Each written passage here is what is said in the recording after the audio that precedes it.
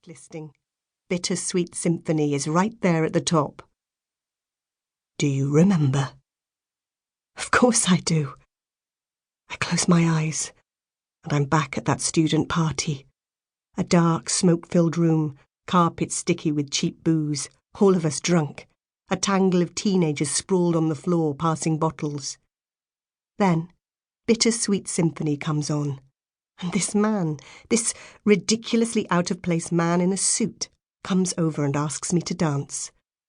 All that noise and all those people, no one else dancing.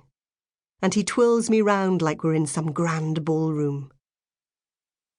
I thought we could dance to it tonight, he says. You can dust off your Doc Martens and I'll soak the carpet with cheap rum.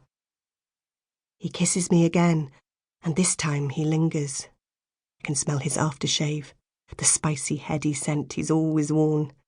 I can taste coffee on his lips, feel the rough brush of his cheek against mine. I'm half asleep and groggy, and I can't remember how long it's been. Weeks, months even. How long since we had sleepy morning sex, slow and languid, quiet because of the children. I reach up to pull him closer, but he moves away, letting the cold in. Stay, I whisper. I have to go to work. Tonight, though. We'll go to dinner tonight, somewhere special. Just the two of us, he says. Back to Patrick all grown up, buttoned behind a suit.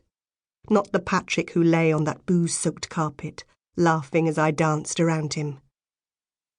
But it's all still there, isn't it? That Patrick, that Sarah. In the curve of his smile, his soft laugh, the way he looks at me as the quilt slips down. All still there, just muffled by the day-to-day. Stay, I say again, pulling him closer and sliding his jacket off his shoulders. He laughs and begins nuzzling my neck. You're terrible, Mrs. Walker. When he leaves the bedroom, I fall back onto the pillows, closing my eyes, a smile on my face. I could sleep, sneak another hour before facing the day.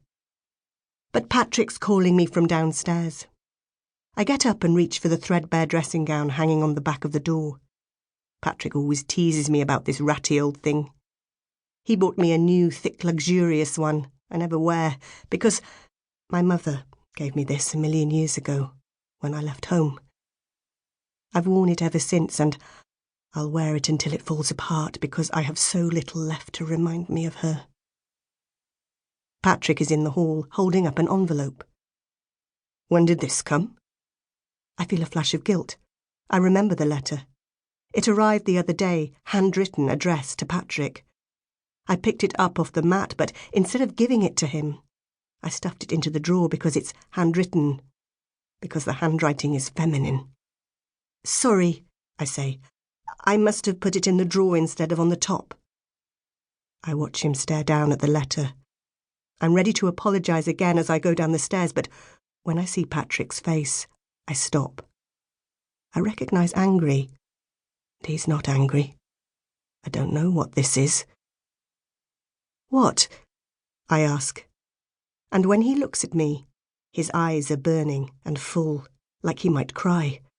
There are spots of red on his cheeks. He glances at the letter once more, then pushes it into his coat pocket. There's nothing important. It is, though. I've never seen Patrick look like that before. Fear, chasing elation, chasing something. Or have I? I have, I think, once. Caroline's text comes through half an hour after Patrick leaves, and she's knocking at the door 10 minutes later, 2 steaming paper cups in her hands and a stack of travel brochures under her arm. Cappuccino delivery, she says.